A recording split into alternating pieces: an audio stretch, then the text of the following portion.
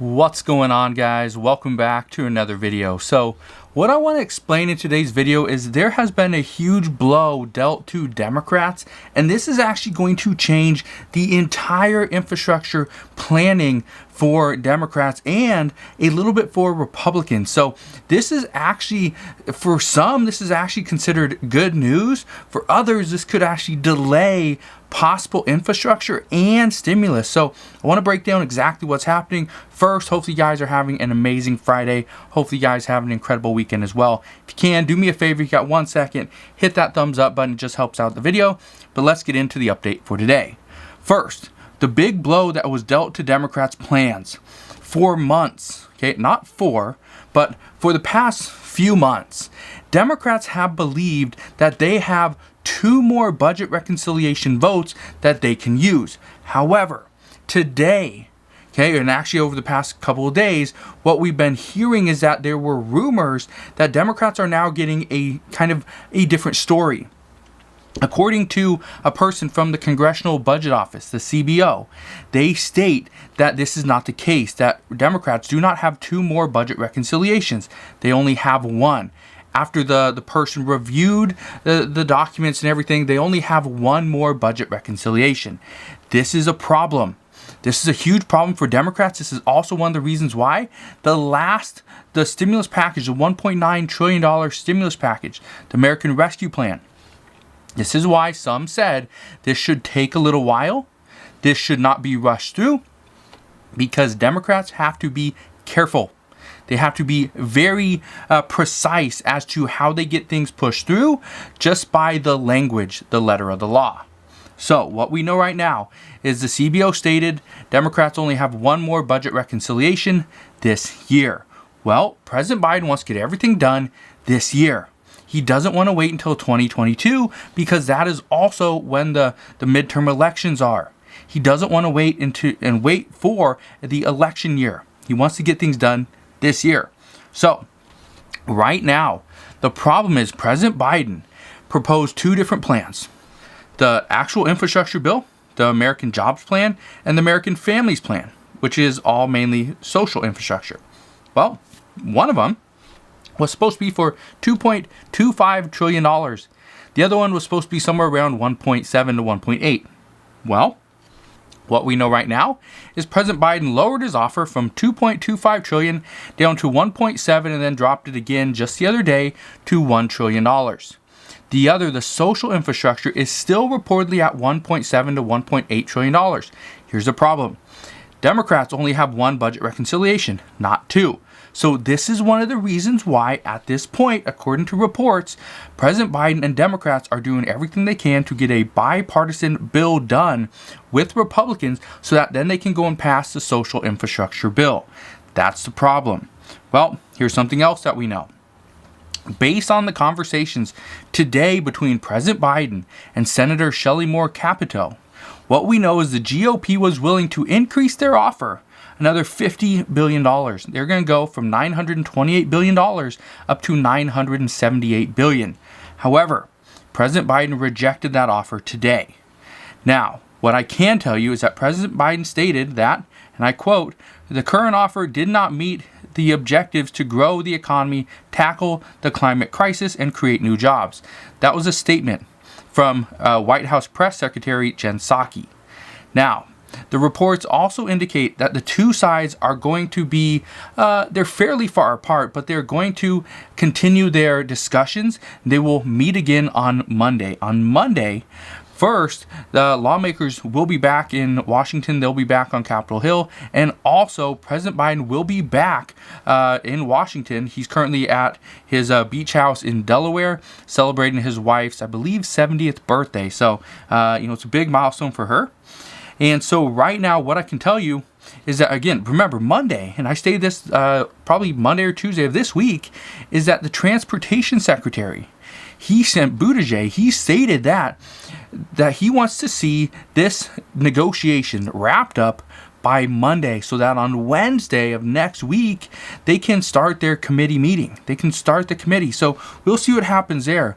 But what I can tell you at this point, honestly, is we're going to see what happens. There's a lot of stuff going on. And right now, some say that they are farther apart today than they were a couple weeks ago. And a couple weeks ago, they were about $1.5 trillion apart. But now they're saying they're farther apart today than they were 2 weeks ago. So again, I don't know where we're going from here. Hopefully we get a little bit closer. But the problem is right now, Democrats only have one budget reconciliation left, which means everything comes down to this one package. How are they going to make this up? What will be in it? And will they have the votes? Well, here's what I can tell you. Democrats, at least according to reports, might go all in on a large infrastructure package, which will include stimulus. This is the social infrastructure aspect of the bill. Right now, the problem, though, is that some say this is going to alienate moderate Democrats that are in the Democratic Party, but also moderate Democrats that voted for President Biden as president.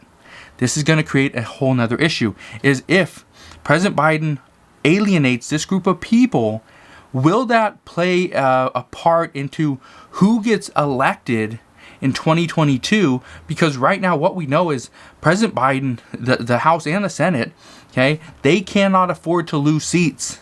They cannot afford to lose Democratic seats. And as of right now, according to reports, Republicans have a better shot of regaining the majority in both the House and the Senate during the midterm elections. So we'll see. Now, in other news, House Democrats today, they actually moved forward with the surface transportation bill. I mentioned this the other day, and yes, this is true, that they want to push forward with a $547 billion package over the next 5 years. This will account for roads, bridges, as well as rail and other public transportation. So, the House Transportation and Infrastructure Committee Chair, Peter DeFazio from Oregon, he has scheduled a committee markup meeting, and this is actually going to happen this coming Wednesday. Remember, I told you this earlier this week, is that on June 9th, which is this coming Wednesday, that is when according to the Biden administration, that's when they want to see everything done. However, Buttigieg stated that he wanted to have it done on Monday to make sure they had time to prepare for Wednesday's meeting. So we'll see what happens, but there's a lot of stuff going on regarding infrastructure, which this infrastructure talks is actually playing a big role in stimulus, because if we don't see infrastructure or we don't have enough votes for infrastructure, what we do have votes for is stimulus.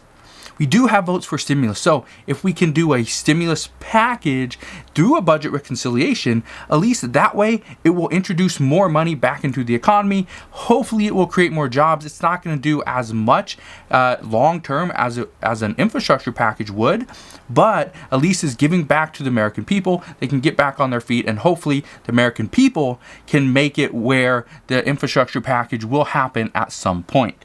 That is at least according to reports. That right now lawmakers are banking on the American people to support them either with the infrastructure package, or if they get an additional stimulus check, support them, put it back into the economy, and then we will kind of see the results come from that.